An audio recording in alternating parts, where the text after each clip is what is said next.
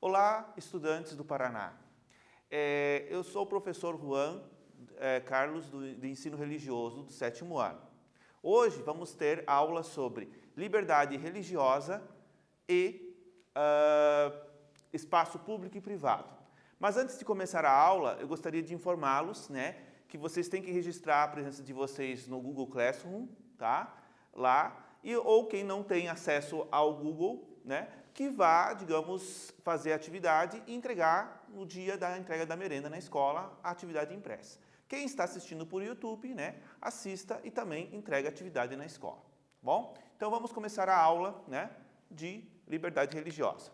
Então, nessa introdução, nesta aula, o significado de diferença da liberdade religiosa no espaço público e privado, bem como se desenvolve a religião nesses dois espaços da antiguidade clássica e no mundo medieval. Então, nessa primeira aula, eu falarei mais sobre o período antigo, onde havia a liberdade religiosa entre os povos, e, basicamente, também na Idade Média, tá bom?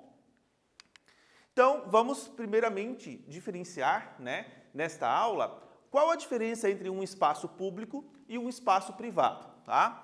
O espaço público seria a ágora, a praça principal da polis, onde os cidadãos gregos conviviam e tratavam de cidadania. Então, aqui havia o mercado, onde eles discutiam, onde eles argumentavam as decisões de uma cidade, tá? E na parte, que nós temos, por exemplo, o oikos, que seria a casa, era o espaço privado, onde cada cidadão grego vivia em sua propriedade particular. Como é hoje, cada um tem sua casa e cada um vive dentro da sua casa. Então, a palavra oikos relaciona-se à casa e a palavra ágora relacionada a uma praça, tá? Então, o objetivo desta aula, seria demonstrar o significado e a diferença da liberdade religiosa no espaço público e privado, como esses dois espaços se desenvolveram em diferentes povos ao longo dos séculos, tá? Então, eu vou ver com vocês diferentes civilizações antigas que retratavam a diferença entre esses dois espaços. Como que a religião ela se manifestava tanto no espaço público quanto no espaço privado, tá bom? Então, o que seria a liberdade religiosa num primeiro momento? O que é? É a liberdade de pensamento, uma vez que, quando é mantida exteriorizada, torna-se forma de manifestação de pensamento. Então, é uma liberdade de crença, tá? É uma liberdade de culto, de organização, uma liberdade de praticar, de orar, de manifestar-se religiosamente. Então, aqui nós temos uma figura, de pessoas se manifestando em público sobre a religiosidade, tá? E o espaço público é aquele de uso comum, O que seria o de uso comum? É a posse de todos, entende-se a cidade, um local de relações onde se pratica atividades coletivas. Exemplo, praças, ruas, parques, shoppings e áreas de lazer. Nesses espaços, basicamente, as pessoas têm uma certa liberdade para usar. É o uso de todos em comum, tá? Já o espaço privado, como eu falei anteriormente, seriam as propriedades privadas, as pessoas ou empresas, ou seja, casas, lojas, comércios, escolas particulares e shopping centers. Esses espaços têm um dono, um senhor, um chefe que administra esse bem material. Então, existe uma pessoa que administra esse espaço, que é dona, é proprietária desse determinado estabelecimento ou desta casa, tá? Então, vamos aos nossos conhecimentos agora. A palavra ágora, em grego, significa, letra A, liberdade religiosa, letra B, templo religioso, letra C, praça pública, onde se pratica a cidadania, ou casa onde os cidadãos gregos habitavam. Vou deixar um tempo para vocês responder e em seguida voltamos com a aula.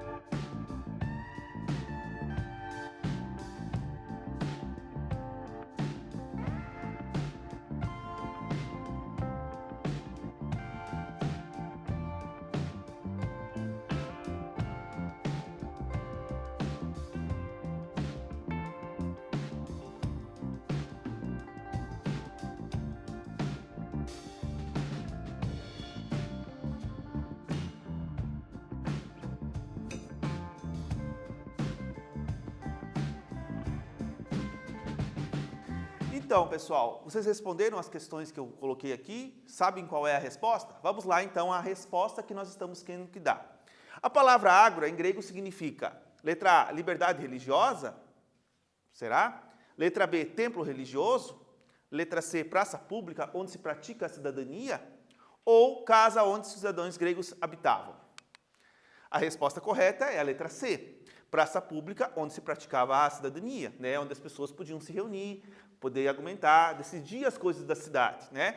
Liberdade religiosa poderia até ser, mas não tinha uma específico a questão aqui, né? Na democracia também, só que de um sentido, né, muito amplo para uma questão da palavra, né? E casa onde os cidadãos gregos habitavam não era ágora, e sim oikos, como eu tinha falado para vocês, né? Então, voltando à questão do mundo grego. A religião no mundo grego era bastante complexa.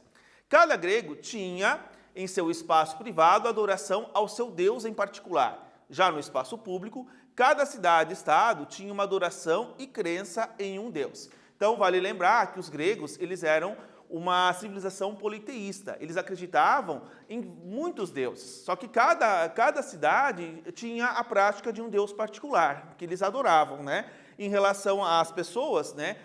Na questão do cidadão, o cidadão também poderia ter seus deuses em casa, né? De uma prática privada. E como é que era desenvolvida essa religião para os gregos? Vamos ver então, tá? Nos templos gregos, as oferendas aos deuses eram sacrificadas diante do público, na parte externa. Na parte interna, somente os sacerdotes podiam entrar para conversar com os deuses. Então aqui você tem a imagem, né, das pessoas sacrificando um animal, né? E lá dentro, onde ficavam as estátuas dos deuses, eram somente as pessoas autorizadas a entrar, porque lá era o local onde os que tinham contato com os deuses poderiam, de certa forma, ter esse contato, né? Então haviam essas construções enormes dentro da civilização grega, onde haviam os templos, onde haviam os sacerdotes e o povo que, né, adorava esses deuses. Porém, não havia uma regra, digamos, de que a pessoa deveria cultuar ou não. A pessoa era livre para cultuar, dentro da Grécia, a sua própria religiosidade. Há uma questão também que vocês lembram muito bem, né? Quando nós lembramos de gregos, nós lembramos dos mitos da mitologia, né? Então há, por exemplo, na Grécia, o Monte Olimpo. Na mitologia grega era a morada dos deuses. Os gregos acreditavam que era uma mansão de cristais, em que Zeus, o pai e irmão de todos os deuses, habitavam. Então, o Monte Olimpo, por ser uma ideia que os gregos tinham, né, também é uma montanha real, né, é uma das montanhas mais altas da Grécia. Então, basicamente, lá, num lugar alto, eles acreditavam que os deuses, né, habitavam, né, e que Zeus era o pai de todos os deuses, ele era o principal deus da Grécia. Por que será que, de certa forma, o Zeus era colocado como o principal deus da Grécia? Vamos ver agora.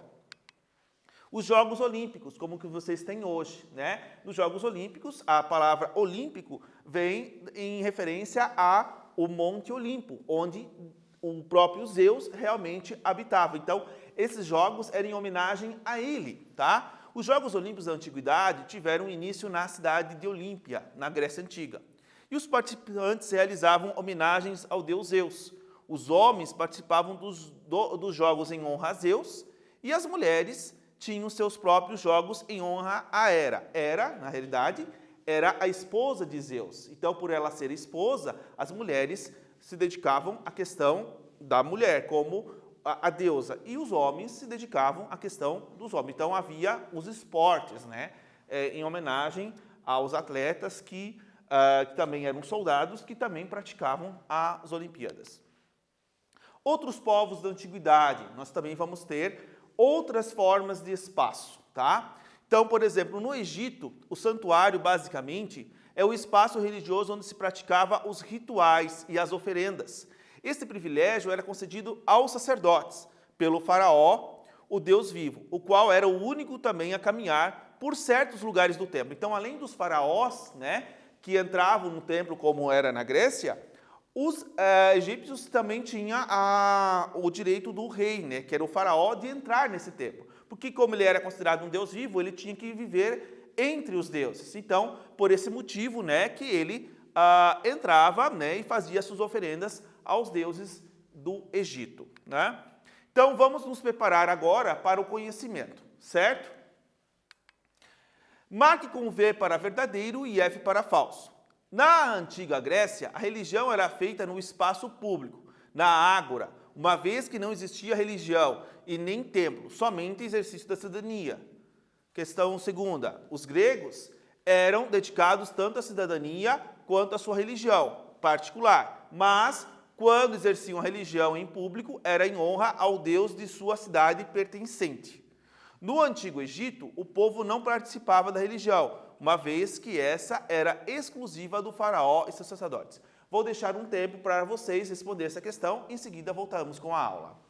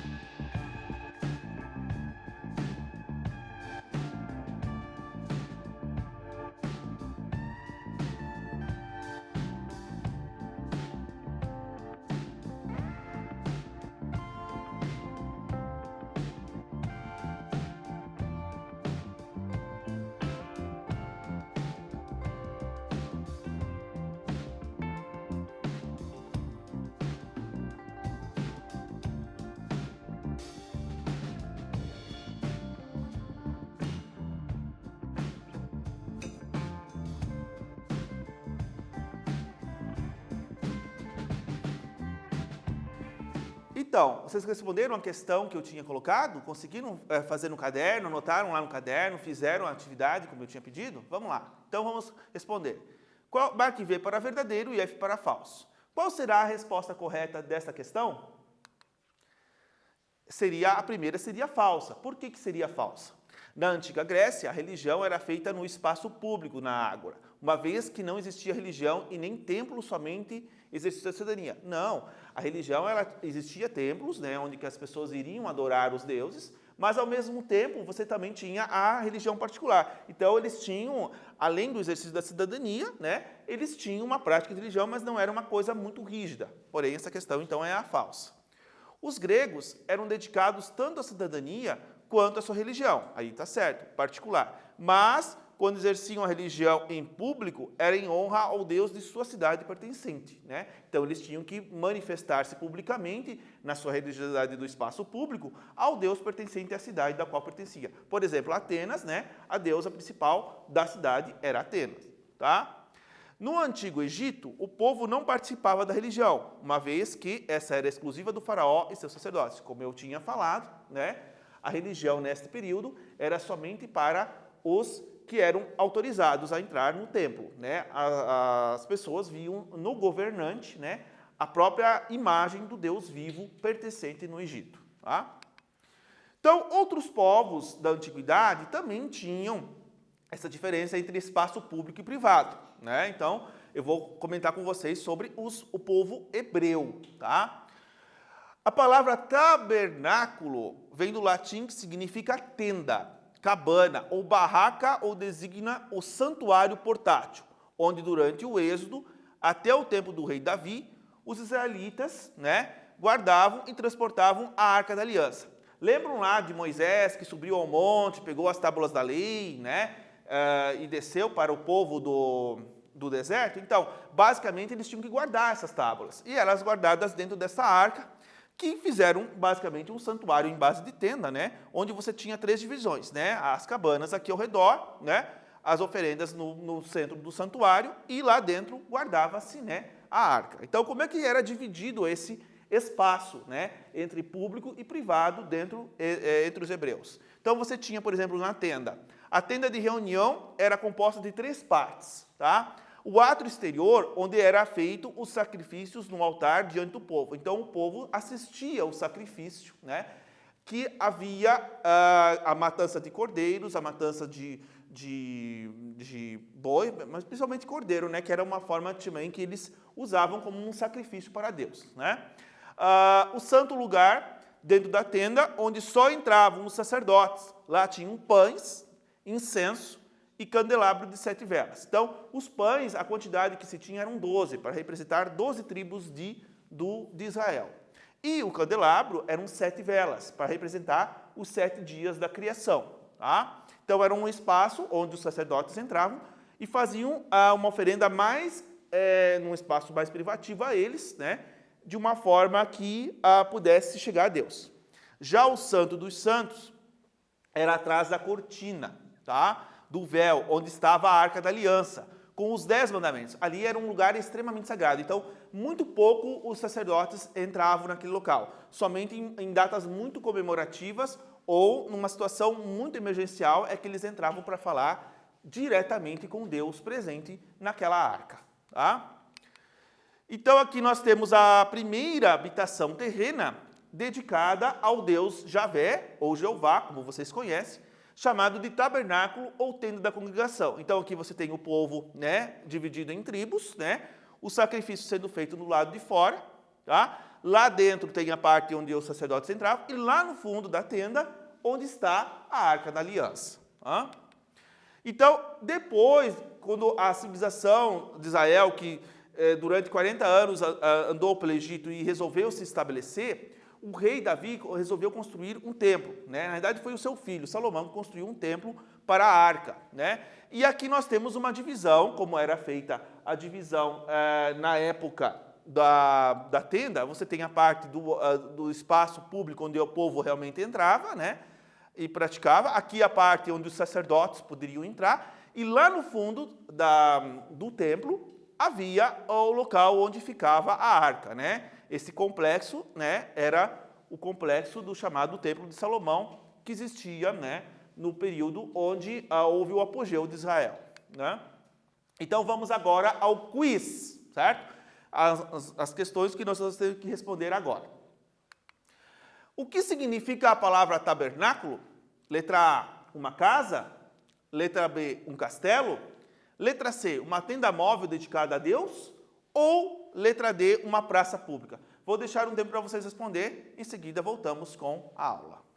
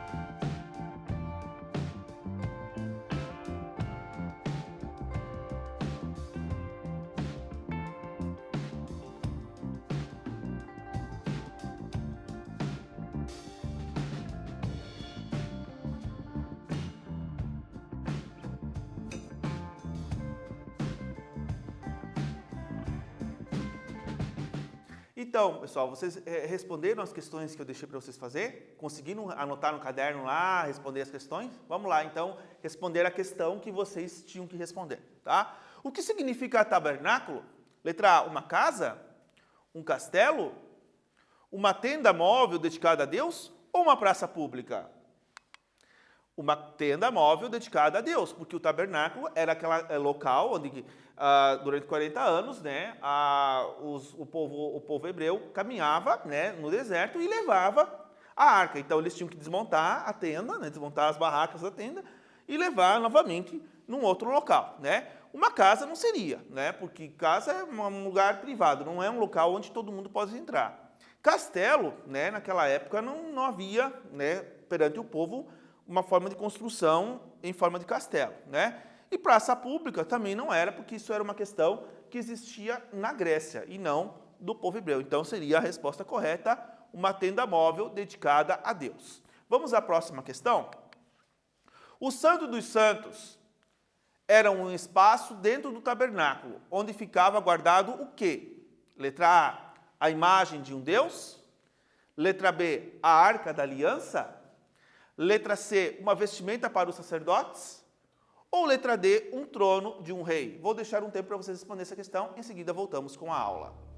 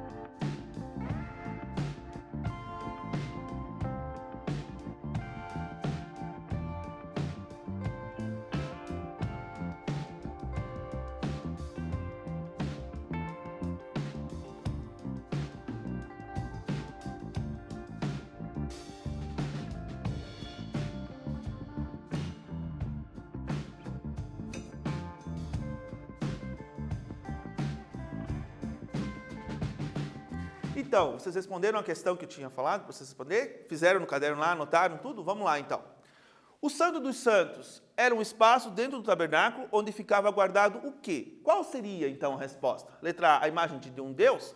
Não seria a imagem de um Deus. Por quê? Porque o povo hebreu não cultuava imagens. Eles eram contra o uso de imagem como os outros povos tinham, né? A Arca da Aliança, esta é a resposta correta. A Arca da Aliança foi a arca que guardava os 10 mandamentos trazidas por Moisés, né? Uma vestimenta para os sacerdotes não seria, porque, né, os sacerdotes não colocavam a vestimenta como uma coisa de importância, mas era uma coisa importante no sentido na celebração. O trono de um rei, né, naquela época não havia, por exemplo, a concepção de um rei em Israel. Então, o povo em si realmente propriamente se exercia em forma de conjunto, né, as suas práticas religiosas. Acabando a questão da antiguidade, que nós tínhamos a diferença entre espaço público e privado. Você tinha, por exemplo, o exemplo de que alguns povos, os reis, tinham, né, o direito de representar a religião, ele era a religião e não o povo, e outros povos em que o povo realmente também expressava a sua liberdade em forma pública, né? No sentido de que o espaço era mais público do que privado. Em outros lugares, o espaço era mais privativo. Então, agora nós vamos voltar a uma questão da Idade Média, que seria um tempo após, né, esse período que foi o período da Antiguidade Clássica. Na Idade Média, o feudalismo, né, medieval europeu, o castelo era o lugar privado da vida econômica, social e política. A principal função destinada aos castelos era a segunda família do senhor feudal, da nobreza e dos camponeses que estavam dentro do território do feudo. Então ali ficavam só os mais ricos, os mais nobres, né? Os reis, as rainhas, as princesas, os príncipes, eles moravam, né, junto o senhor feudal, né, que era o dono da propriedade de terra, eles moravam dentro dos castelos, né? Então ali era um lugar privativo a uma família só, mas havia toda uma comunidade ao redor que também se dividia dentro desse sentido, né, na Idade Média. A vida cotidiana dos nobres. Como é que os nobres realmente viviam dentro dos castelos? A vida cotidiana dos nobres era quase sempre dedicada a intensas caçadas nos bosques e florestas. Suas mulheres se dedicavam à vida familiar e doméstica, além de ter um papel da criação dos filhos. Então, a ideia de que a mulher, naquela época, ela tinha o papel de cuidar da casa, né, e cuidar dos filhos, né? Como durante muitos séculos isso ocorreu, né? A mulher não trabalhava fora como trabalha hoje para sustentar a família também, né? Então aqui você tem a imagem de mulheres cuidando de crianças, né? Cuidando dos afazeres domésticos, e o rei e a rainha recebendo condolências da nobreza, né? Na vida monástica, aí nós temos uma questão bem mais privativa no sentido da religião. Então, os mosteiros eram lugares muito afastados dos centros urbanos, né, da comunidade em si, né? Então, esses lugares eram o local onde habitavam os padres, né, o clero, basicamente, que era a representação da religião no feudalismo, né? Os mosteiros medievais, fossem católicos, ortodoxos, eram construídos em lugares bem distantes de qualquer centro urbano, tá? A vida do mosteiro, além de ser dedicada à oração, à meditação e à disciplina, também tinham tarefas cotidianas, como o trabalho na lavoura e na cozinha. Então, além de eles terem uma prática de meditação, oração dedicada a Deus, eles também tinham a vida humana, né, de trabalhar, de se sustentar, de fazer as coisas que todos os seres humanos faziam, de certa forma, né?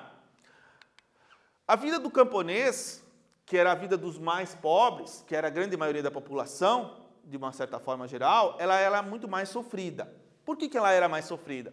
O camponês era a base da sociedade feudal, né? Mesmo sendo a maioria da população medieval, eram subordinados às autoridades dos proprietários de terra. O senhor feudal, que representava o rei da comunidade, né? O cara mais rico, né? Pelo sistema de servidão, trabalhavam no campo para sustentar a sociedade. Então, quem realmente trabalhava na sociedade feudal era o camponês, né? O nobre e o clero eram sustentados por essa grande massa da população, né? Que trabalhava na lavoura, que produzia a comida, né? Então, era uma sociedade extremamente rural, né? A parte rural da Europa, basicamente, foi o período que nós conhecemos como feudalismo, né? Então aqui nós temos uma imagem, né, do senhor feudal mandando os servos colher o trigo, né? Ou seja, a base dessa sociedade, né, camponês colhendo trigo mediante os olhares do senhor feudal. Então você tinha a grande população, né, que não tinha, por exemplo, a participação da religiosidade. Mas como que era a religiosidade tanto para o senhor feudal quanto para o camponês, né? O senhor feudal, ele basicamente era um dono da propriedade de terra, e como ele é representado como um rei, né, a igreja defendia que o rei ele era consagrado por Deus, né, para ser o rei, e o senhor feudal consagrado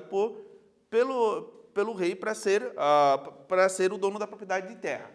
Porém, o camponês, ele tinha essa vida sofrida. Então, a igreja justificava da seguinte forma, de que ele poderia sofrer nessa vida, mas no futuro, quando ele morresse e fosse para o céu, ele basicamente teria, né, a sua descanso eterno de todo o sofrimento que ele vivia nesse período do feudalismo, né? Então, vamos agora ao quiz, né, as questões que vocês têm que responder para esta parte da aula. Em que espaço se localizava a liberdade religiosa dentro da sociedade feudal? Letra A, dentro dos castelos, num espaço privado. Letra B, no campo, com os camponeses no espaço público. Letra C, na sociedade como um todo.